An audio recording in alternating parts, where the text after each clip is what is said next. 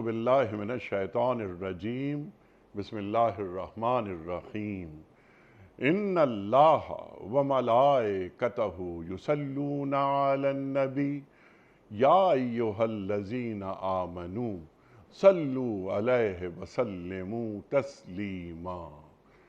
अल्लाहुम्मा सल्लि अला सय्यिदिना व नबिय्यिना व शफ़ीअना व मौलाना मुहम्मद व अला आले मुहम्मद व बारिक वसल्लिम। मोहतरम ख़वातीन व हज़रात, अस्सलामु अलैकुम। पयाम सुबह के साथ एक बार फिर हाजिर मैं हूँ आपका मेज़बान अनीक अहमद। ख़वातीन व हज़रात, पयाम सुबह में कुरान करीम की मुख्तलिफ़ आयात पर बात होती है। हमारे मुल्क के जय्यद उलमा तशरीफ़ लाते हैं, कुरान करीम की इन आयात पर गुफ्तगू फरमाते हैं, कुरान करीम का इल्म हम तक मुंतकिल करते हैं और क्या माना मफ़ाहीम हैं इन आयात के बहुत आसान अल्फाज में हम तक पहुँचा देते हैं। तिलावत आयात हमारे उलमा हमें तालीम करते हैं कि बड़ी अहमियत है, बड़ा अजर सवाब है तिलावत आयात का, लेकिन जब माना मफ़ाहीम हम समझ लें तो चीज़ें हम पर खुलती हैं, कुरान करीम हम पर वाज़े होने लगता है और फिर कुरान करीम की इन आयात पर अमल करना आसान हो जाता है। ख़वातीन व हज़रात, बस यही एक जज्बा है कि किसी तरह हम कुरान करीम से करीब हों और कुरान करीम को हिर्ज़ जाँ बना लें। ख़वातीन व हज़रात, आज हम बात करवाएंगे अपने अहद के एक मुमताज़ आलिम दीन से सूरतुल आराफ आयात 178 और 179 के हवाले से। हिदायत के ताल्लुक़ से अल्लाह फरमा रहा है कि जिसे हिदायत अल्लाह बख्शे बस वही राह रास्त पाता है, और जिसको अल्लाह अपनी रहनुमाई से महरूम कर दे वो नाकाम और नामुराद हो जाता है। अब यहाँ बुनियादी लफ्ज़ तो हिदायत आया। हिदायत किसे कहते हैं? इन्ना हुदल्लाह हुवल हुदा। अल्लाह कुरान करीम में फरमाता है हिदायत बस वही जो अल्लाह की जानिब से आए, अक़ल की बुनियाद पर नहीं। अक़ल और वही का मुकाबला होगा खुदा न ख्वास्ता, जो कि हो ही नहीं सकता। तो अक़ल की हद जहाँ ख़त्म होती है वही की हद वहाँ से शुरू होती है। ख़वातीन व हज़रात, ये हिदायत के ताल्लुक़ से हम सीखेंगे अपने मुअज़्ज़ज़ मेहमान से कि हिदायत किसे कहते हैं, और अल्लाह अपनी रहनुमाई से कुछ अफराद को महरूम भी कर देता है। अल्लाह क्या कुछ अफराद के दिलों को बंद कर देता है, उन पे मोहर लगा देता है। अल्लाह फरमा रहा है हकीकत ये है कि बहुत से जिन और इंसान ऐसे हैं कि जिनको हमने पैदा ही जहन्नम के लिए किया। अल्लाहु अकबर, अल्लाहु अकबर। तो क्या हिदायत तय कर दी जाती है कि ये लोग जिन्नात में से या इंसानों में से ये बनाए ही गए हैं जहन्नम के लिए? क्या उनकी पैदाइश का मकसद यही था? एक सवाल ये भी हम रखेंगे अपने मोहतरम मेहमान की खिदमत में। इनके पास दिल हैं मगर सोचते नहीं, इनके पास आंखें हैं मगर इनसे देखते नहीं, इनके पास कान हैं मगर इनसे वो सुनते नहीं। ये जानवर हैं। अल्लाहु अकबर, अल्लाहु अकबर। जब दिल, आँख और कान अल्लाह ने जिस काम के लिए दिए हैं अगर उस काम के लिए इस्तेमाल नहीं किए जाएं तो क्या इंसान के अंदर हैवानी जज्बात पैदा हो जाते हैं या इंसान हैवानों की तरह हो जाता है? बल्कि कुरान करीम तो यहाँ फरमा रहा है बल हुम अदल, ये जानवरों से भी बदतर हैं। हमने तुम्हें अशरफुल मखलूक़ात पैदा किया और तुम्हारे रवैये। अल्लाहु अकबर। ये वो लोग हैं जो गफलत में खो गए हैं। ख़वातीन व हज़रात, बहुत सारे सवालात इन आयात के ज़ैल में उठाने की कोशिश करेंगे और सीखेंगे मोहतरम मुफ्ती अहमद अफनान साहब से। ख़वातीन व हज़रात, मुफ्ती अहमद अफनान साहब हमारे मुल्क का एक जाना माना नाम। साहिब निगाह अहद का लम्स आपकी गुफ्तगू में पाकिस्तान में पढ़ा, पाकिस्तान के बाहर पढ़ा। इंटरनेशनल लॉ और इस्लामिक जुरिस्प्रूडेंस आपके ख़ास मौज़ूआत। मुफ्ती अहमद अफनान साहब फ़ारिग़ तहसील हैं जामिअतुर रशीद से। احمد افنان صاحب کو خوش آمدید کہتے ہوئے پروگرام کا آغاز اللہ تعالیٰ کے بابرکت نام سے سورۃ الاعراف آیات 178 اور 179۔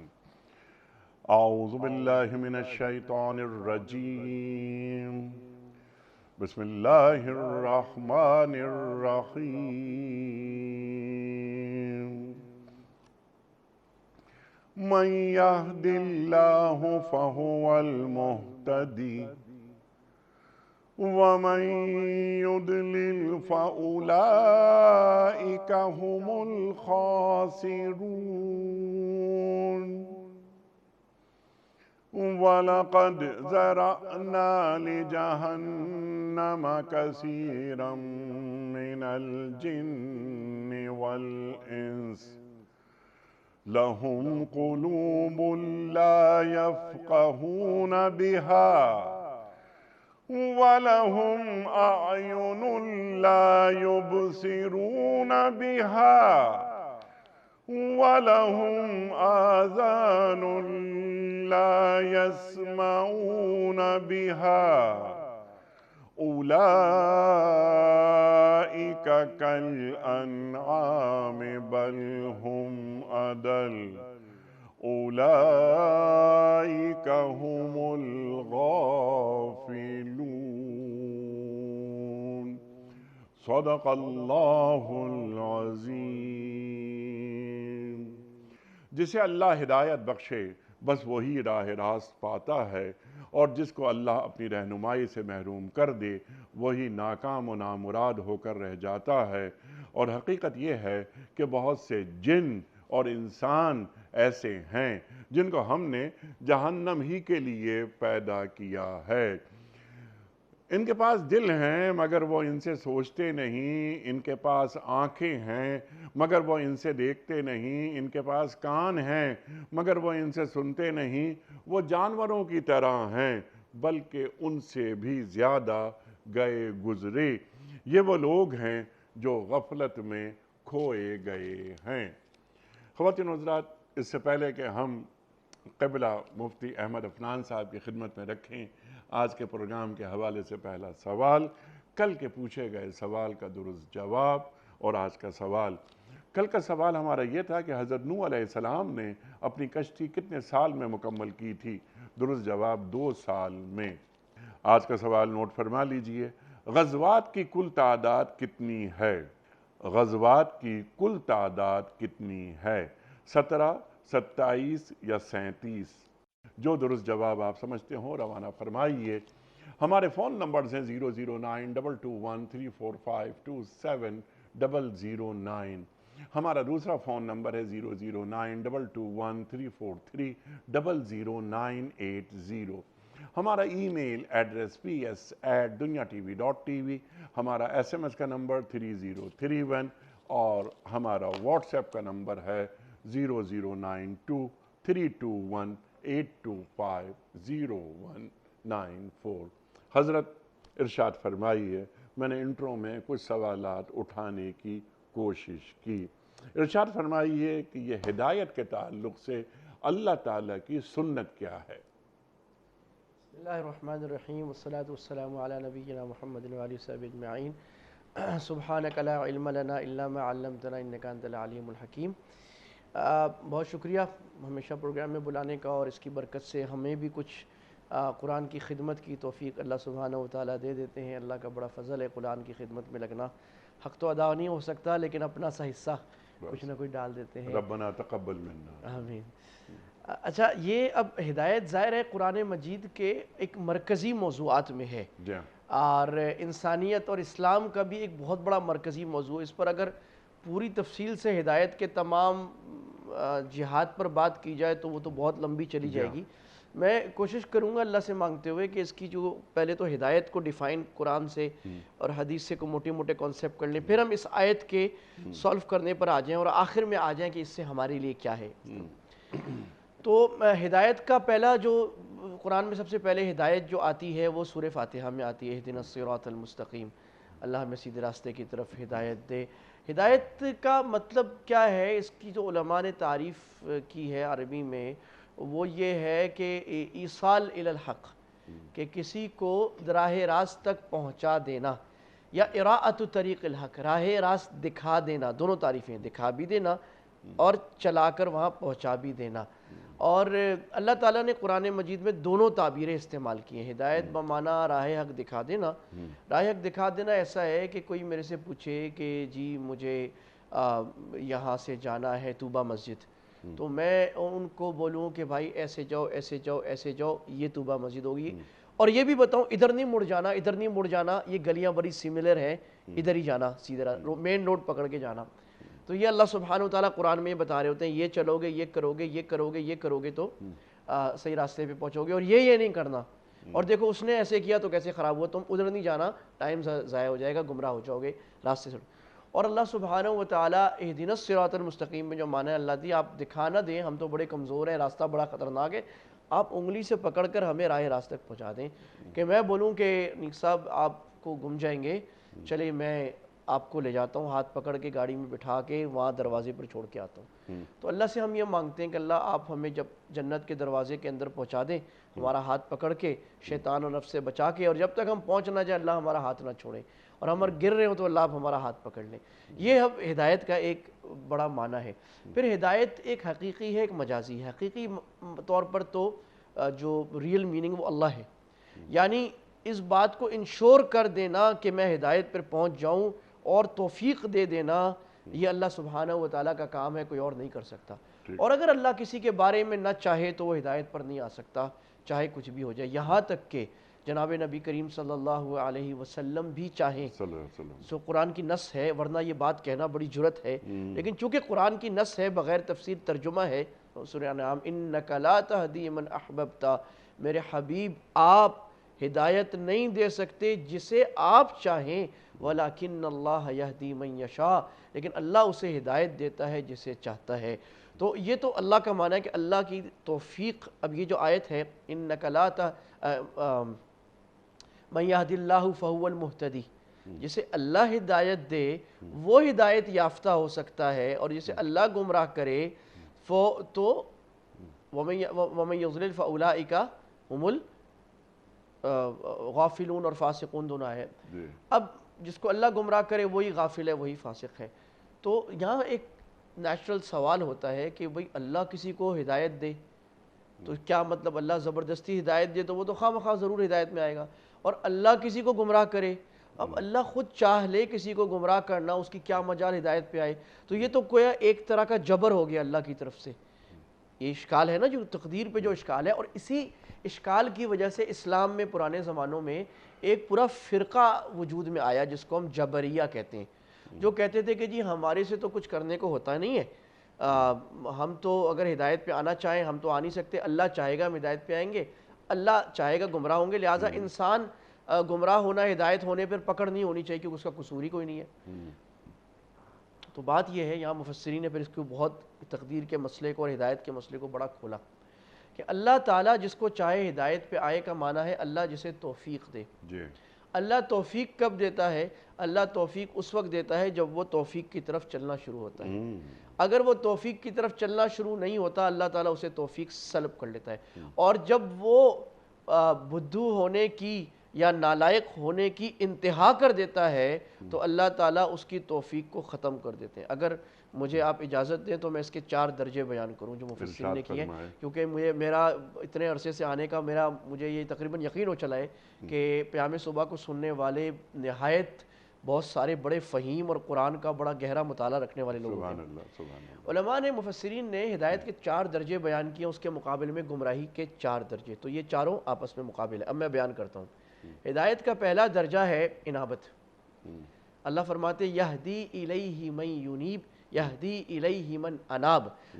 انابت کا مطلب ہے رجوع کرنا، دل میں یہ داعیہ ہونا کہ مجھے صحیح راستہ معلوم ہو جائے، اگر مجھے صحیح بات کسی نے بتا دی تو میں اس کی بات مان لوں گا، یہ داعیہ ہونا کہ اللہ میں حق کا متلاشی ہو جاؤں، اور اس کا منفی ضد نہ ہونا۔ تو اللہ کہہ رہے ہیں کہ میں اس کو ہدایت دیتا ہوں جو انابت کرتا ہے۔ یہ پہلا درجہ ہو گیا کہ دل کے اندر ہی جذبہ۔ اب جس کے دل میں جذبہ ہی نہیں ہے، وہ اپنی قوم کا، اپنے مذہب کا، اپنے مسلک کا تعصب کر کے بیٹھا ہے، اس کا پتہ تو پہلی شرط میں ہی کٹ گیا، وہ ہدایت میں آ ہی نہیں سکتا، کیونکہ وہ تو انابت ہی نہیں کر رہا نا۔ اور یہ بھی جو اللہ نے فرمایا نا سورہ بقرہ کے شروع میں ہدی للمتقین، یہ قرآن ہدایت ہے متقی کے لیے. یہاں بھی علماء سے ہم سنتے ہیں، اس پروگرام میں سنتے ہوں گے کہ وہ بھائی جو پہلے ہی متقی ہے اس کو ہدایت کی کیا ضرورت ہے؟ تو جواب یہ ہے کہ جو متقی بننا چاہتا ہے، دل میں یہ تڑپ ہے، اس کے لیے قرآن. تو پہلا درجہ ہے انابت کا. دوسرا درجہ ہوتا ہے ہدایت کا، کہ اسے واقعی اللہ راستہ دکھا دیتا ہے کہ دیکھو مسجد طوبہ آ گئی، تو منزل مقصود تمہیں نظر آ گئی، اب یہاں پہنچ جاؤ، تو اس کو ہدایت مل جاتی ہے، وہ مسلمان ہو جاتے ہیں. تیسرا درجہ ہے استقامت کا. ان الذین قالوا ربنا اللہ ثم استقاموا تتنزل علیہم الملائکہ. ہدایت پر بڑا طویل عرصہ جم گئے اور اس کے مقابل میں آنے والے گمراہیوں وسوسوں کو توڑنے میں کامیاب ہو گئے، جمے رہے آزمائشوں کے آگے. تو اللہ کہتے ہیں ان کو استقامت کا درجہ. اور جب یہ استقامت بڑی طول پکڑ جاتی ہے تو پھر ربط علی القلب ہوتا ہے، جس کو قلوب مطمئنہ کہتے ہیں. یا ایتھا النفس المطمئنہ ارجعی الی ربک راضیۃ مرضیہ. اللہ کہیں گے اے اطمینان پا جانے والی جان، یعنی اب وسوسوں اور گمراہی سے تم اطمینان میں آ گئے. اب بہت کم امکان رہ گیا ہے کہ دن اتنا اللہ کی محبت سے بھر گیا، اب نہیں جا سکتے. ہدایت کو اتنا سمجھ گئے ہو، اتنا اس پہ چل لیا ہے، لوگوں کو چلا دیا ہے. اس کے مقابل میں جو اب دوسرا آئے وَمَن يُضْلِلْ، تو جس کو اللہ گمراہ کرے فَأُولَٰئِکَ هُمُ الْغَافِلُونَ أُولَٰئِکَ هُمُ الْفَاسِقُونَ، وہ گمراہ فاسق ہیں. گمراہی کے بھی 4 درجے ہیں. پہلا درجہ ہے اس کا اناد، جو انابت کے ضد ہے. ضد ہونا کہ نہیں بات تو صحیح لگ رہی ہے لیکن میری انانیت نہیں مان رہی کہ میں کیوں اس کی بات مانوں، میں تو زیادہ بڑا آدمی ہوں، یا میرا قبیلہ زیادہ بڑا ہے اس کا چھوٹا ہے، یا میرا فرقہ زیادہ بڑا ہے میرے اس فرقے سے، اس فرقے والے کی صحیح بات بھی تو میں نہیں مانوں گا، یا میرا گروہ یا میرا ملک یا میری قوم یا میرے شیخ صاحب یا میرے پیر صاحب، ان کو تو میں نہیں چھوڑوں گا، چاہے کوئی قرآن کی آیت لا رہے قرآن کی حدیث لا رہے، میں نہیں چھوڑوں گا. یہ ہے پہلا درجہ اناد کا. یہ کفار مکہ مشرکین میں تھا کہ اللہ تعالیٰ نے فرمایا یعرفونہ کما یعرفون ابناءہم، یہود میں اور مشرکین میں. یہود میں سب سے زیادہ تھا کہ اللہ کہتے ہیں وہ نبی صلی اللہ علیہ وسلم کو ایسے پہچانتے ہیں جیسے اپنے بچوں کو. مانتے کیوں نہیں؟ حسدم من عند انفسہم، یہ حسد اور بغض کی وجہ سے ہم بڑے ہم چھوٹے اس کی بات کیوں مانیں.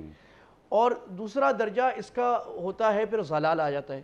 جیسے وہاں دوسرا درجہ ہدایت آ جاتی ہے، یہاں اناد کی وجہ سے وہ پکا گمراہ ہو جاتا ہے، حق سے دور ہو جاتا ہے جانتے بوجھتے.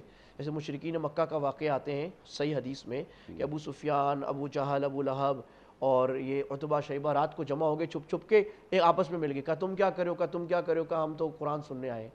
قرآن سن رہے ہیں اور مان رہے ہیں لیکن مان کر دے نہیں رہے، اناد.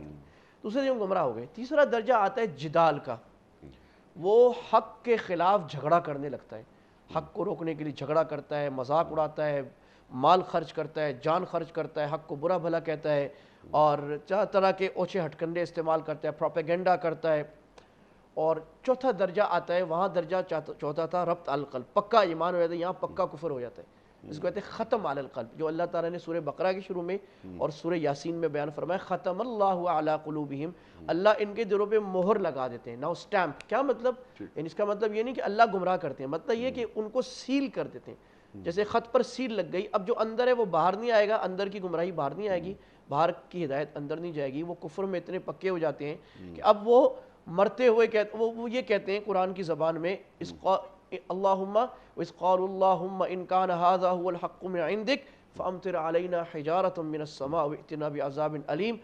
اللہ تعالیٰ اگر یہی صورت سورہ اعراف، اللہ اگر نہیں سورہ انفال کی آخری، یہ جو 10واں پارہ 9واں پارہ ختم ہو رہا ہے، وہ کہتے مشرکین مکہ کہتے اللہ اگر یہ نبی حق ہے واقعی تو ہم پر پتھر برسا دے، دردناک عذاب لیا، ہم نہیں مانیں گے.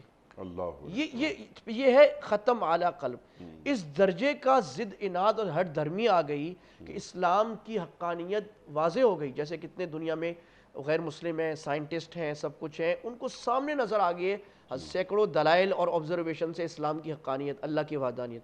مانتے نہیں اپنی قومی ضد کی وجہ سے. تو اللہ نے وہ درجہ بیان کیا. تو یہ ہدایت کے درجے ہیں. تو اب یہ میں نے اس لیے بیان کیا کہ اس میں یہ جبر نہیں ہے، یہ انابت ہے، ہدایت ہے اس کے اپنے عمل کی وجہ سے. اور جتنا عمل آگے بڑھتا ہے اللہ کی توفیق اور بڑھتی چلی جاتی ہے. سبحان اللہ. اب یہاں پر بالکل واضح کر دیا آپ نے بات. وہ یعنی ہدیناہ النجدین، اللہ نے دونوں راستے بتا دیے. اللہ قرآن کریم میں بہت مقامات پر یہ بات فرماتا ہے، لیکن جو آپ کی گفتگو ہے میں چاہتا ہوں کہ اس پر ذرا سا ہم آگے بڑھیں۔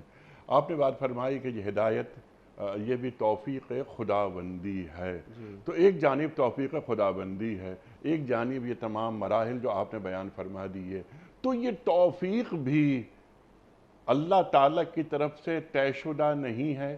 میرا سمپل ایک سوال چھوٹا سا یہ ہے، آپ نے بات فرمائی، دیکھیے آپ بلکہ قرآن کریم کی آیت آپ نے تلاوت فرمائی کہ اِنَّكَ لَا تَهْدِي مَنْ أَحْبَبْتَ وَلَكِنَّ اللَّهَ يَهْدِي مَنْ يَشَاءُ، اور فرمایا کس سے جا رہا ہے؟ سرکار دو عالم صلی اللہ علیہ وآلہ وسلم سے، کہ آپ سے بڑی کوئی ہستی نہ پیدا ہوئی ہے نہ پیدا ہو سکتی ہے، کہ آپ یہ چاہتے ہیں کہ انہیں ہدایت دے دیں۔ ان کو ہدایت اس وقت تک نہیں ملے گی جب تک کہ میں نہیں چاہوں گا۔ یہ اللہ فرما رہا ہے نا، جو آپ نے یہ آیت کوٹ بھی فرمائی، فَمَن تَبِعَ هُدَايَ فَلَا خَوْفٌ عَلَيْهِمْ وَلَا هُمْ يَحْزَنُونَ۔ آپ نے یا ایتھا النفس المطمئنہ ارجعی الی ربک راضیۃ مرضیہ، وہاں تک بات چلی گئی۔ تو یہ تمام معاملات، یہ ایک، اب اس کو اسکیم کہوں، پلان کہوں، یا تقدیر مبرم کہوں، کئی الفاظ ہیں، تو اس سے ہم اس توفیق کو بھی اللہ کی طرف سے ایک جسے کہتے ہیں کہ ایک انسٹالڈ پروگرام، کیا وہ کہہ سکتے ہیں؟ یا دونوں راستے میں نے دکھا دیے، اور جو انابت کی آپ نے بات کی، اللہ اکبر، تو میرا دل خود نرم ہوا اور میں اس طرف مائل ہوا، میں نے دین قبول کر لیا۔ یعنی ایک وہ شخص کہ جو دین سے دور ہے، اور پھر ختم اللہ علی قلوبہم وعلی ابصارہم، اللہ اکبر، ارشاد۔ آپ نے بڑا صحیح سوال کو ذرا اور اچھا کیا کہ اس کو اور مضبوط کر دیا۔ دیکھیں اس کا جو مفسرین نے معنی کیا نا اللہ کی ہدایت دینے کا، وہ ایک معنی کیا کہ اللہ اسباب ہدایت واضح کر دیتا ہے۔ یہ جو آگے کہا جا رہا ہے نا لوم قلوب اللہ، وہ دیکھتے نہیں ہیں، تو اللہ تعالیٰ یہ نہیں کرتے کہ کسی کو پکڑا کر زبردستی ہدایت دیں یا زبردستی گمراہ کریں، اس کے لیے راستہ آسان کریں گے، خود چل کر ہی آئے گا۔ اور اسباب کا مطلب یہ ہے کہ اللہ تعالیٰ نے علامتیں رکھ دی ہیں ہدایت کی، یہ آسمان، یہ زمین، اور یہ قرآن میں بیان بھی کیا، اور یہ گلیکسیز اور جانوروں کے نظام اور انسان کا کمپلیکس نظام اور اللہ کی نعمتیں۔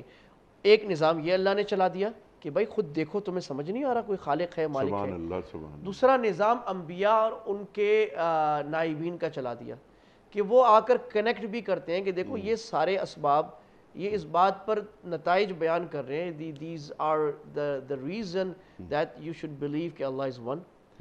یہ دونوں اللہ، اس کو اللہ ہدایت کہہ رہے ہیں، اللہ کی ہدایت۔ اور جو نہیں آتا ہدایت پر، گمراہ ہو رہا ہے، اس کو اللہ، اس اللہ کا مطلب اس کا یہ ہے قرآن کا کہ وہ ان چیزوں سے خود اپنے عمل سے نصیحت حاصل نہیں کر رہا اور آنکھیں بند کر رہا ہے، نہیں میں نہیں دیکھتا، اور پھر توقع یہ کر رہا ہے کہ میں تو آنکھیں بند کر لوں، نہ انبیاء کی بات سنوں، نہ علماء کی بات سنوں، نہ قرآن کا پیغام سنوں، نہ اللہ کے آثار سماویہ کو دیکھوں، اور اب اگر میں ہدایت پہ نہیں آ رہا تو اللہ کا قصور ہے۔ بھائی تو تم نے خود کر لیا تھا نا، یہ تو ایسے ہی ہے کہ ٹیچر نے پیپر آؤٹ کر دیا، سامنے بتا دیا یا سارا مٹیریل پڑھا دیا، اب وہ کہہ رہے ہیں مجھے ٹیچر نے فیل کر دیا، ٹیچر نے تو مارکنگ کی ہے۔ تو یہ ایک بڑی اہم بات ہے کہ جو گمراہ فرقے ہیں جیسے معتزلہ اور خوارج اور جبریہ، وہ کہتے تھے کہ اعمال کا جو خالق ہے وہ بھی اللہ ہے اور کمانے والا بھی اللہ ہے، اللہ ہی ہدایت پیدا کرتا ہے، اللہ ہی ہدایت دیتا ہے، اللہ تعالیٰ جبرن ہدایت دیتا ہے، جبرن ہدایت دیتا ہے۔ اہل سنت، یہ ذرا سمجھنے والی بات ہے، اہل سنت کا موقف ان دونوں کے درمیان میں ہے، جو جمہور تابعین تبع تابعین کے وقت سے، وہ کہتے ہیں اعمال کا خالق اللہ ہے، یعنی ہدایت پیدا اللہ نے کی ہے۔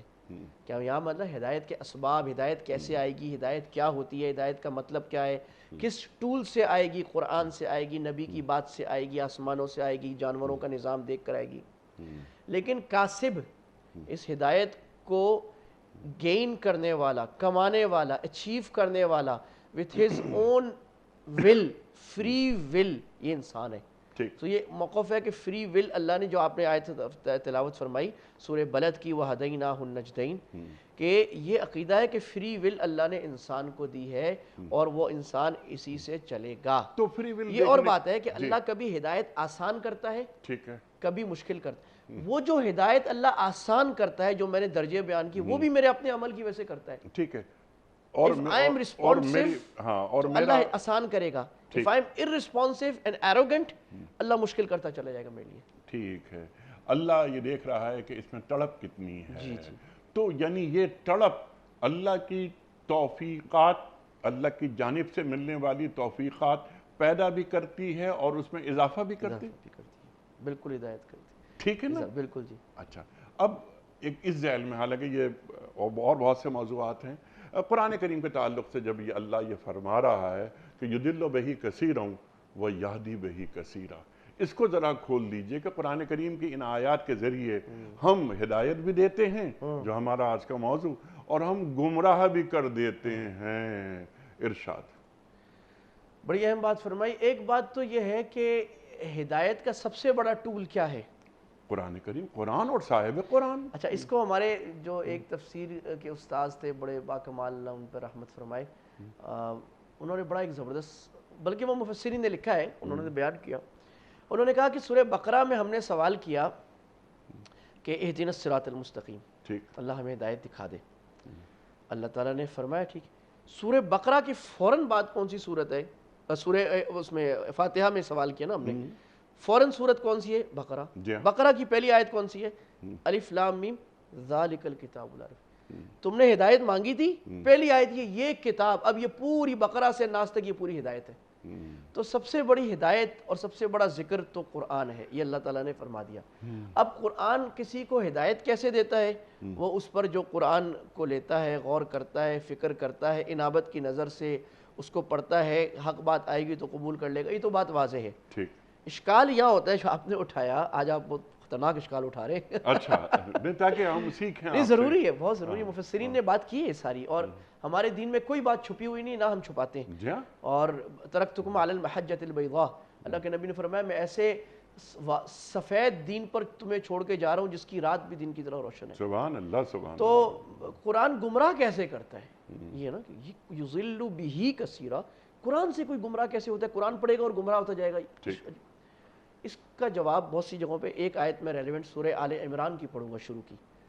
اللہ فرماتے ہیں هو الذی انزل علیکم الکتاب منہ آیات محکمات ہن ام الکتاب واخر متشابہات. اللہ تعالیٰ نے اے میرے نبی آپ کے اوپر کتاب قرآن نازل کی, اس میں کی جو اکثر آیات ہیں وہ محکمات ہیں, یعنی جن کا ٹیکسٹ, جن کا معنی, جن کا مفہوم, جن کی تطبیق بڑی واضح ہے. سبحان اللہ. وہ ہن ام الکتاب, اصل قرآن کا مغز اور آبجیکٹیو اور پرنسپلز تو وہ آیات ہیں جس کی روشنی میں آپ کو چلنا ہے. وَأُخَرُ مُتَشَابِهَاتِ, اور چند آیات اللہ تعالیٰ نے قرآن میں ایسے رکھ دی ہیں جو متشابہ ہیں, یعنی جن کو اللہ نے آن پرپس جان بوجھ کے جن کے معنی یا مفہوم یا تطبیق میں کوئی اخفا رکھا ہے. جیسے الف لام میم حامیم عین سین قاف, اس کا معنی نہیں پتا ہمیں. اب کوئی کہے کہ جناب معنی نہیں پتا تو ہم کیا کریں ایسے قرآن کا؟ تو اللہ یہ فرما رہے معنی آتا ہو نہ آتا ہو ایمان لاؤ کہ صحیح ہے. یا ید اللہ, یا وجہ اللہ, اللہ کا چہرہ, اللہ کا ہاتھ, اللہ کی ساق. اب اس کی صحیح تطبیق تو ہمیں نہیں پتا کیسی ہے, تو ہم ایمان لاتے ہیں کہ یہ ہے, کیسا ہے ہمیں کیا پتا. یہ متشابہات ہیں. اب اللہ فرماتے ہیں اب اس لحاظ سے دنیا میں دو قسم کے لوگ ہوتے ہیں کہ پہلے اللہ نے گمراہوں کا ذکر, اما الذین فی قلوبہم زیغ, جن کے دلوں میں ٹیڑھا پن اور کجی ہے, فیتبعون ما تشابہ, وہ جو متشابہ آیات ہیں جو مخفی ہیں جن پر ایمان لانا اور آخر تک جانا مطلوب نہیں ہے, ان کے پیچھے پڑ جاتے ہیں. اس کا کیا معنی ہے, اس کا مطلب اس میں قرآن میں یہ غلط بات ہے, یہ غلط ہے, اس کا مطلب کوئی اپنی فرقے, اپنے غلط مسلک کے غلط مسئلہ نکالنا شروع ہو جاتے ہیں, اس سے گمراہی پھیلانا شروع کر دیتے ہیں. تو ابتغاء الفتنہ, اللہ کہتے ہیں ان کی نیت بھی خراب ہوتی ہے. وہ قرآن, یہ بات نا میں جو کہتا انابت, قرآن کو پڑھنے کی نیت ہی خراب ہے. جب اس کی نیت ہی خراب ہے, مناظرہ جیتنا ہے یا اپنی چودراہٹ قائم کرنا ہے یا سوشل میڈیا پہ ریٹنگ بڑھانا ہے, اس نیت سے نہ اس کو ہدایت ملے گی نہ اس کے سننے والوں کو, وہ بھی گمراہ, ضلوا فضلوا, اور وہ اپنے سننے والے سارے لوگوں کو وہ گمراہ کریں گے. ڈاکٹر صاحب, انجینئر صاحب جو بھی ہیں گمراہ کیے جائیں گے. کیونکہ ان کو قرآن کا علم تو انہوں نے بڑے اساتذہ سے لیا نہیں ہے، اب گمراہ کیے جائیں گے۔ اچھا، وابتغاء تأویلی، اور اس کی فاسد تعویل تلاش کرنے کے لیے، جو اس کی قرآن کی وہ آیت کی تشریح ان متشابہ آیات کے بارے میں جو موقف صحابہ کا، تابعین، تبع تابعین، بڑے مفسرین کرا، اس سے ہٹ کر کوئی نیا چاند چاڑنے کے چکر میں ہوگا کہ میں کوئی ایسی نئی بات کروں کہ لوگ کہیں واہ واہ واہ یہ تو کیا کمال آدمی ہے، تو یعنی نیت فاسد، عمل فاسد، اس کو قرآن گمراہ کرتا ہے۔ تو ایک تو یہ اسپیکٹ ہو گیا جو بڑا اس میں، یعنی محکمات کی طرف رجوع کرنا چاہیے، متشابہات کے پیچھے نہیں دوڑنا چاہیے۔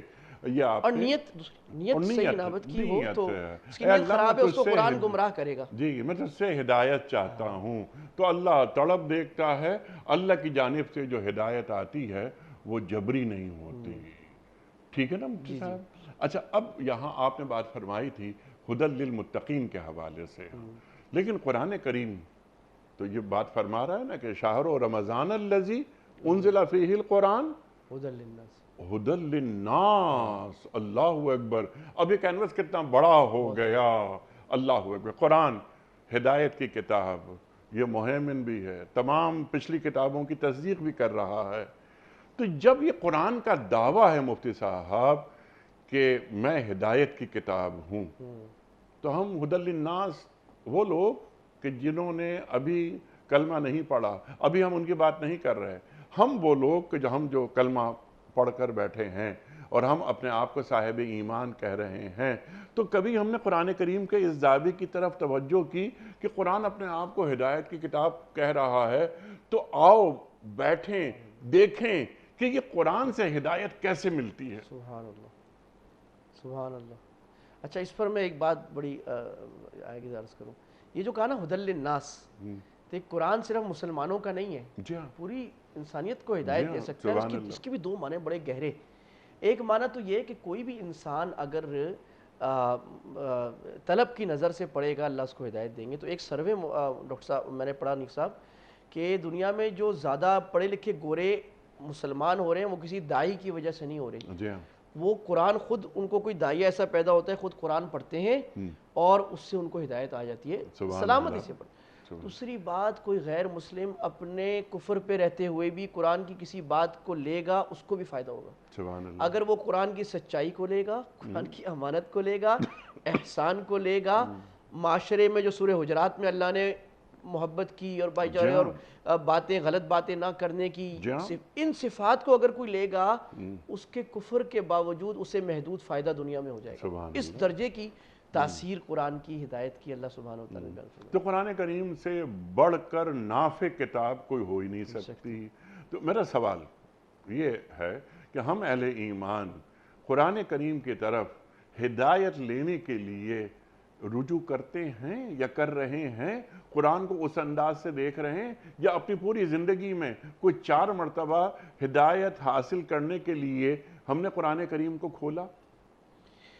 بہت تکلیف دہ بات بھی ہے، افسوسناک بھی ہے، لیکن اس میں چلیں ہم اس کو منفی کی بجائے مثبت بیان کر لیں کہ چلو اب تک نہیں کیا، چاہے آپ کی زندگی 30 سال کی ہو گئی، 50 سال، 60 سال، آج بھی وقت ہے، جب تک کہ وہ حدیث میں جو ہے ہچکی نہیں آتی موت کی، تو اس وقت تک وقت ہے۔ آج سے ہم قرآن کے 4 حقوق پر کام کر لیں جو علماء نے بیان فرمائے، کہ پہلی بات تو جیسے آپ نے فرمایا کہ بھئی قرآن کے الفاظ کو صحیح کرنا، اس قرآن کی ہدایت لینے کا تقاضا یہ 4 چیزوں میں ہے کہ الفاظ صحیح کرنا، یہ ہر مسلمان پر ضروری ہے کہ میں قرآن کے الفاظ صحیح پڑھ رہا ہوں، الحمدو پڑھ رہا ہوں، الحمدو نہیں پڑھ رہا ہوں، للہ نہیں بول رہا ہوں، للہ ہی پڑھ رہا ہوں، کوئی شیخ سدیس کی طرح نہیں، لیکن جو جائز ضروری قرآن کے الفاظ اللہ نے جلی نہ ہو۔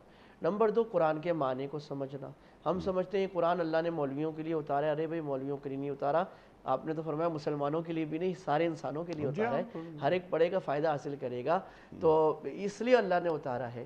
اور اس میں البتہ یہ بات ہے کہ جو قرآن کے جو کمپلیکس ایشوز ہیں، اگر آپ کسی قرآن والے عالم سے سمجھیں گے وہ زیادہ اچھا سمجھ میں آئے گا، اور یہ اور بات ہے کہ خود آپ پڑھیں گے تو سوال کا جواب نہیں ملے گا آپ کو، وہ کسی قرآن والے کی صحبت سے ہی لینا پڑے گا۔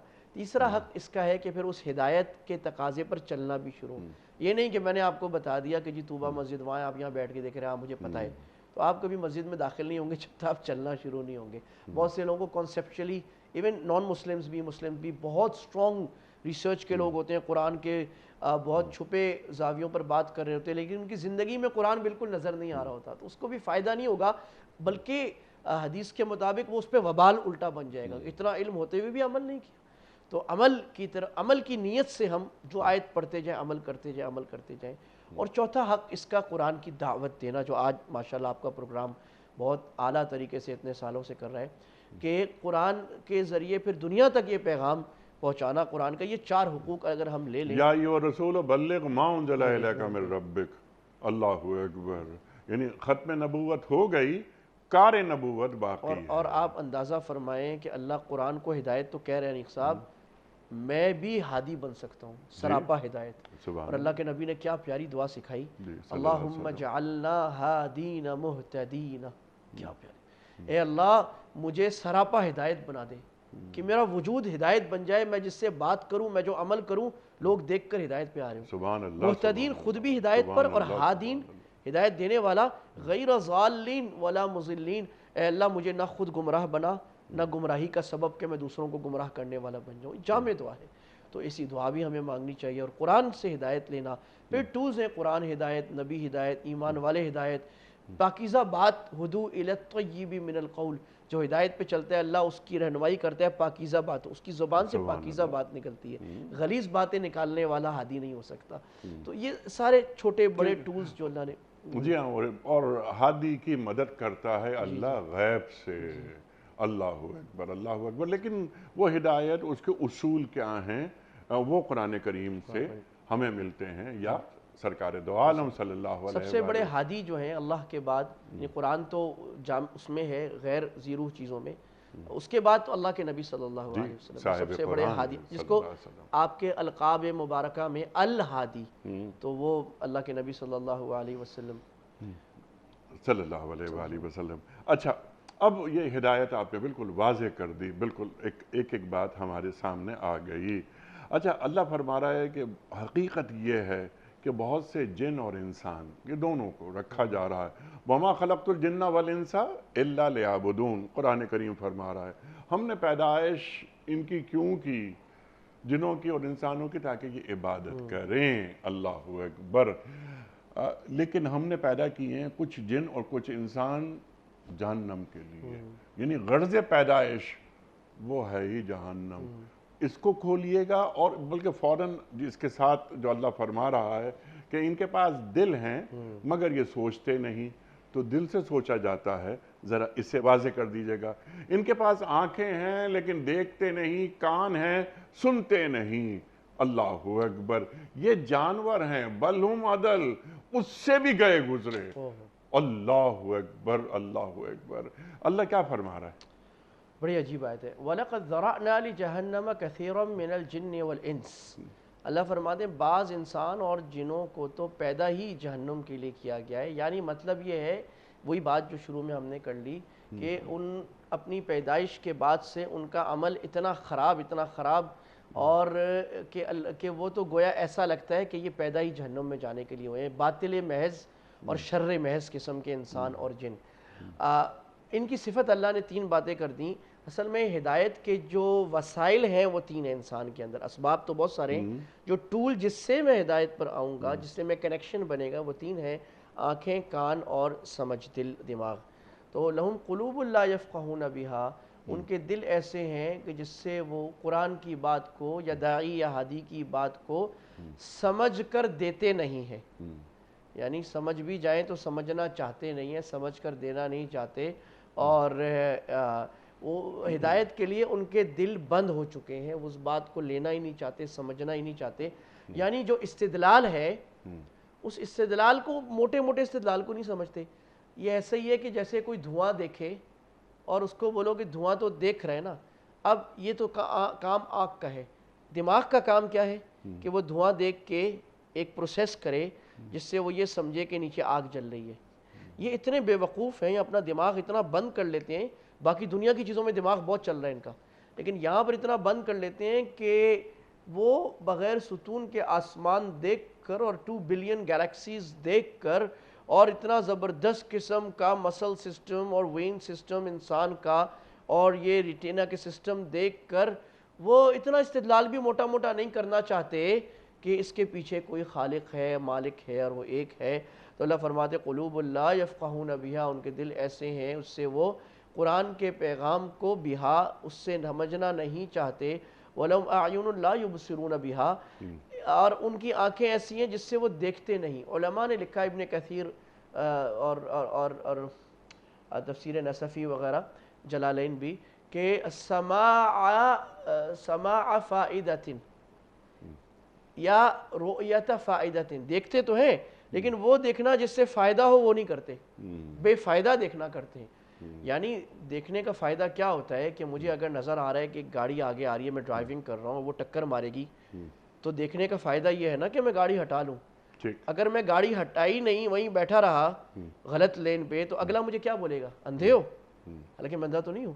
مطلب کیا ہے کہ تم نے اپنی آنکھوں سے فائدہ نہیں اٹھائے. تو یہ محاورہ اردو میں بھی استعمال ہوتا ہے. جی بالکل. تو عربی میں اللہ نے کہا کہ آنکھیں تو ہیں لیکن اس سے دیکھتے نہیں ہیں، یعنی ہدایت کو دیکھ کر اور ہدایت کے اسباب کو دیکھ کر یا داعی کو دیکھ کر فائدہ نہیں اٹھاتے. وَلَهُمْ آذَانٌ لَا يَسْمَعُونَ بِهَا، علماء نے کہا لا يَسْمَعُونَ بِهَا الدَّاعِي وَلَا يَسْمَعُونَ بِهَا الْقُرْآنِ، قرآن سنتے نہیں ہیں اور اس کی داعی کی بات سنتے نہیں ہیں. جس طرح اللہ تعالیٰ نے فرمایا کہ جب نبی صلی اللہ علیہ وسلم بات کرتے تھے تو اپنی کانوں میں انگلیاں ڈال لیتے تھے، ہم نہیں سن رہے، اور کان بند کر لیتے تھے. ختم اللہ علی قلوبہم وعلی سمعہم وعلی ابصارہم، اس حرکت کی وجہ سے اللہ نے مہر لگا دی کہ اب وہ سماع فائدہ اور فائدے والا سننا، فائدے والا دیکھنا نہیں کرتے.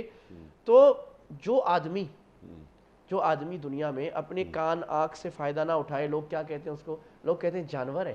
تو اللہ فرماتے اولئک کالانعام، یہ جانور کی طرح ہے. کل اس لیے کہا کہ تشبیہ ہے، یعنی اس تشبیہ اس بارے میں نہیں ہے کہ جیسے ان کی بھی دم ہے، ان کی بھی بال ہے جانور کی طرح. تشبیہ دی جاتی ہے ہمیشہ کسی خاص صفت میں. میں کسی کو کہوں کہ وہ تو شیر ہے تو مطلب نہیں اس کی دم ہے اور اس کے جو ہے نا 4 پنجے ہیں، مطلب یہ کہ وہ بہادری میں صرف میں مثال دے رہا ہوں. کسی حسینہ کو کہیں غزال ہے تو ہمارا آنکھوں میں تشبیہ دے رہا ہوں. تو اللہ فرما رہے کل انعام، جانوروں کی طرح. کس چیزوں میں؟ ان 3 باتوں میں، کہ جانور کو سامنے بھی آپ قرآن پڑھو تو اس کو کوئی فائدہ نہیں ہوگا، وہ ہدایت دیکھ کر کوئی اللہ پہ استدلال نہیں کرے گا، یہ بھی ایسے ہی ہے. آگے اللہ نے ترقی کی، اس کو عربی میں کہتے ہیں ترقی. بل ہم اضل، بلکہ نہیں، اللہ کہہ رہی جانور سے زیادہ گمراہ ہے. کیونکہ جانور اپنی نظر سے کچھ تو فائدہ اٹھا لیتا ہے. ٹھیک ہے جی ہاں. شر سے بچ جاتا ہے. کیونکہ اچھا اس کو ایک اور اینگل سے اگر دیکھیں مفتی صاحب، کے وقت بھی مکمل ہو رہا ہے پروگرام کا، کہ ہم نے تمہیں اشرف المخلوقات بنایا، ہم نے تمہیں اپنے دونوں ہاتھوں سے بنایا، تمہیں ہم نے اپنا خلیفہ بنایا، اپنا نائب بنایا. اللہ اکبر. تم اپنا مقام تو پہچانو. جس طرح آپ فرما رہے تھے بات، یہ دل، یہ آنکھیں، یہ کان، یہ تو جانور کے پاس بھی ہوتے ہیں. تو ایک گھوڑا، گدھا، گائے، بھینس، بکرا جب دنیا کو دیکھتا ہے تو اس کے دنیا کو دیکھنے میں اور میرے دنیا کے دیکھنے میں زمین آسمان کا فرق ہونا چاہیے. تو کیا اس انداز سے میں کائنات کو دیکھ رہا ہوں؟ اگر میں نہیں دیکھ رہا تو میں جانوروں سے بھی بدتر ہوں. جو قرآن بیان فرما رہا ہے وہ تو اشرف المخلوقات نہیں ہے نا، میں اشرف المخلوقات ہوں. تو میں اتنا گیا گزرا ہو گیا. ارشاد. بلکہ وہی محسن نے لکھا، صبح ہی میں پڑھ رہا تھا تو تفسیر سعدی میں انہوں نے کہا کہ جانور اپنی آنکھ اور کان سے یا اپنی سمجھ سے جتنا فائدہ اٹھا لیتا ہے تھوڑا بہت، یہ غافل اور کافر اتنا بھی نہیں اٹھاتے. اللہ کہ وہ آنکھوں سے دیکھ، اس لیے کہا جانوروں سے بھی زیادہ خطرہ، کیونکہ وہ آنکھ سے اگر خطرے کو دیکھے بھاگ جاتا ہے. کان سے خطرہ ہے، کان کھڑے ہو جاتا ہے، اپنی حفاظت کا انتظام کرتا ہے، اپنے ساتھیوں کو بھی بتاتا ہے بھائی کچھ ہو رہا ہے، بھاگ جاؤ، سارے مل کے بھاگ جاتے ہیں. اور اتنی سمجھ اس میں ہے کہ مجھے کیا کھانا ہے کیا نہیں کھانا. شیر جو ہے وہ گھاس نہیں کھائے گا، بکری گوشت نہیں کھائے گی، جتنا بھی آپ رکھ لو. تو جانور کی سمجھ ان سے زیادہ. ان بے وقوفوں کو تو اپنا نفع نقصان اتنا بھی نہیں پتا جتنا جانور کو پتا ہوتا ہے. اس لیے اللہ نے آخر میں نتیجہ نکالا وَأُولَئِكَ هُمُ الْغَافِلُونَ. اس ساری بات کا نتیجہ یہ ہے، یہ غافل محض ہے. جانور بھی اتنا غافل نہیں ہوتا اپنے فائدے سے جتنا یہ غافل ہیں. اور صوفیاء فرماتے ہیں کہ شقاوت اور بدبختی کا سب سے بڑا درجہ کفر نہیں ہے، شقاوت اور بدبختی کا سب سے بڑا درجہ غفلت ہے. کہ انسان امیون ہو جائے اور کوئی اچھی بات، کوئی اچھی نصیحت اس کو اثر ہی نہ کرے، بالکل فارغ چل ہو جائے، جس کو ہم کہتے ہیں نا چل ہے، تو یہ علماء اور صوفیاء اور علماء اہل اسلام کے نزدیک سب سے خطرناک بیماری ہے۔ اگر کسی میں غفلت ہے تو باقی تمام بیماریوں کی بجائے سب سے پہلے اس کو اس غفلت کا علاج کرنا چاہیے، یقظہ بیداری اور سمجھ سے، کہ اپنا نفع نقصان تو پہچانے، بات تو سن لے۔ سبحان اللہ سبحان اللہ، جبکہ دونوں راستے اللہ تعالیٰ نے بیان کر دیے اور اندر الہام کر دیا، فَأَلْهَمَهَا فُجُورَهَا وَتَقْوَاهَا، کہ یہ فجور ہے، یہ تقوی ہے، یہ خیر ہے، یہ شر ہے، یہ حق ہے، یہ باطل ہے، اللہ اکبر، یہ حلال ہے اور یہ حرام ہے، سب واضح ہے۔ تو اس کے باوجود تم غفلت میں پڑے ہوتے ہو۔ مفتی صاحب کیا سیکھا آج؟ پریسائزلی ارشاد فرما دیجئے، ٹو ڈوز، کرنے کے کام ارشاد فرما دیجئے، لاسٹ 2 منٹس۔ جی، پہلی بات تو ہدایت اور ہدایت کے اسباب اور ٹولز کو ہم نے آج سیکھا۔ جی ہاں تو ہم آج سے کوشش کر دیں کہ اللہ تعالیٰ، اور دعا بھی کر لے اللہ میں ہدایت والا بنائے، جی اور ہدایت کے اسباب جس میں سب سے بڑا قرآن، پھر اللہ کے نبی صلی اللہ علیہ وسلم صلی کی اللہ علیہ زندگی، وسلم۔ ارشادات، سیرت، روزانہ ایک صفحہ سیرت کا پڑھنا، سنتوں کا پڑھنا، ایک صفحہ حدیث کا پڑھنا، ایک صفحہ قرآن کا پڑھنا، اور اگر کوئی مضبوط عالم ملے، کیونکہ ہدایت کا ایک سبب یہ بھی ہے ہدایت والوں کے بیچ میں بیٹھنا، اکیلا کسی کو ہدایت نہیں آ سکتی، ہدایت کے مجموعوں میں بیٹھنا، ہدایت والوں میں، ہدایت کی صحبتیں لینا، جیسے قرآن میں کونوا مع الصادقین کا کہا گیا، اس میں آج سے ہم شروع کر دیں اپنی زندگی میں ارتقاء، اپنے گھروں میں ہدایت کا ماحول بنانا۔ گمراہی کے اسباب اور گمراہی کے مجلسیں، گمراہی کے لوگ، گمراہ کرنے والے لوگ، اللہ سے غافل کرنے والی چیزیں، گانے بجانا، زنا، شراب، بے حیائی، فضول کی چیزیں، ان سے اپنے آپ کو بچانے والے ہم بن جائیں۔ گمراہ لوگوں کے ساتھ بیٹھنا کم، ہدایت والے لوگوں کے ساتھ بیٹھنا زیادہ کر دیں، اور ہم اپنے اندر سے ضد اور عناد کو ہٹا دیں۔ کوشش کریں کہ ہم ایکٹیو لسنرز ہوں ہدایت کے، ضد میں نہ رہیں، جب کوئی حق بات ہمیں مل جائے، کہیں سے بھی مل جائے، وہ مومن کی گمشدہ میراث ہے حق بات، اللہ کے نبی نے فرمایا، اس کو ہم لینے والے بن جائیں، اور اپنے آپ کو ہمیشہ ایسی کیفیت میں رکھیں کہ ہم بیدار ہوں، اور ایک خطرہ ہمارے سامنے کھڑک رہا ہو جہنم کا، اور ایک شوق تڑپ رہا ہو جنت کا، وہ ہمیشہ بیدار ہو، کبھی یہ نظر نہ آئے کہ یہ تو غافل ہو گیا ہے اور چل ہو گیا ہے، اور یہ تو مزے سے بیٹھا ہے، اس کو کوئی فکر ہی نہیں ہے۔ اللہ ہمیں با فکر مسلمان، اور ہدایت اللہ تعالیٰ سے مستقل طلب کرنے والی چیز ہے، اللہ اکبر۔ اور اس سورہ فاتحہ کا آپ نے اشارہ دیا تھا کہ اہدنا الصراط المستقیم ہر نماز میں پڑھتے ہیں ہم، کیونکہ سورہ فاتحہ کے بغیر کوئی نماز ہو ہی نہیں سکتی۔ تو سرکار دو عالم صلی اللہ علیہ وآلہ وسلم نے اپنی حیات مبارکہ کی جو آخری نماز ادا فرمائی، اس میں بھی سورہ فاتحہ پڑھی، اور اس میں بھی اہدنا الصراط المستقیم، اور اس میں بھی ہدایت اللہ سے طلب کی گئی۔ اللہ اکبر اللہ اکبر۔ تو ایک مسلسل اللہ سے ہدایت مانگتے رہنا چاہیے، اور ہدایت بس وہی جو من جانب اللہ ہو، عقل کو ہادی نہیں بنایا جائے، عقل کو وحی کا تابع کر کے رکھا جائے۔ اس پر بات نہیں ہو سکی، وقت مکمل ہوا ہمارے آج کے پروگرام کا۔ انشاءاللہ کسی اور پروگرام میں یہ سوال آپ کی خدمت میں رکھیں گے کہ عقل وحی کی اتباع کیسے کرتی ہے۔ مفتی احمد عفنان صاحب، میں آپ کا بڑا ممنون، بڑا شکر گزار، آپ تشریف لائے۔ خواتین و حضرات، اپنے علماء کے ہم بڑے شکر گزار رہتے ہیں کہ وہ تشریف لاتے ہیں اور قرآن سے ہمیں قریب کر دیتے ہیں۔ فوکس ہمارا قرآن کریم پہ ہوتا ہے، اور صاحب قرآن جو مفتی صاحب نے ارشاد فرمایا کہ اللہ اور اللہ کے رسول صلی اللہ علیہ وآلہ وسلم ہمیں کیسا دیکھنا چاہتے ہیں، اور ہمیں کہاں دیکھنا چاہتے ہیں، کس مقام پر۔ باوقار انداز میں زندگی اگر ہم گزارنا چاہیں اور ہم چاہتے ہیں تو قرآن کریم سے قریب ہوئے بغیر اور سیرت کو سمجھے بغیر کیسے ممکن ہے؟ کوئز، کل کا سوال ہمارا یہ تھا کہ حضرت نوح علیہ السلام نے اپنی کشتی کتنے سال میں مکمل کی تھی؟ درست جواب 2 سال میں۔ آج کا سوال نوٹ فرما لیجئے، غزوات کی کل تعداد کتنی ہے؟ 17، 27 یا 37؟ جو درست جواب آپ سمجھتے ہوں روانہ فرمائیے۔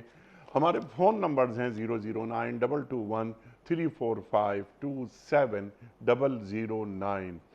ہمارا دوسرا فون نمبر ہے 009221343000980۔ ہمارا ای میل ایڈریس ps@duniatv.tv، ہمارا SMS کا نمبر 3031 اور ہمارا واٹس ایپ کا نمبر ہے 00923218250194۔ مفتی صاحب ایک پرچی نکال کر اعلان فرما دیجئے، آج کے ونر کون ہیں؟ عبدالقدوس ملک صاحب اسلام آباد۔ عبدالقدوس ملک صاحب اسلام آباد سے آپ کی خدمت میں دنیا ٹی وی کی جانب سے دینی کتب پر مشتمل گفٹ ہیمپر آپ کے گھر بذریعہ کوریئر روانہ کیا جا رہا ہے۔ آپ کو بہت بہت مبارک ہو۔ پیام صبح کا اختتام ہوتا ہے روزانہ ایک قول پر، اور وہ قول ہوتا ہے صاحب نہج البلاغہ امیر المومنین حضرت علی مرتضیٰ کرم اللہ وجہہ کا۔ آپ فرماتے ہیں معاف کرنے میں جلدی کرنا بلند مرتبہ لوگوں کا اخلاق ہے۔ معاف کرنے میں جلدی کرنا بلند مرتبہ لوگوں کا اخلاق ہے۔ سبحان اللہ سبحان اللہ۔ اپنے میزبان انیق احمد کو کل تک کے لیے اجازت دیجیے۔ خدا حافظ۔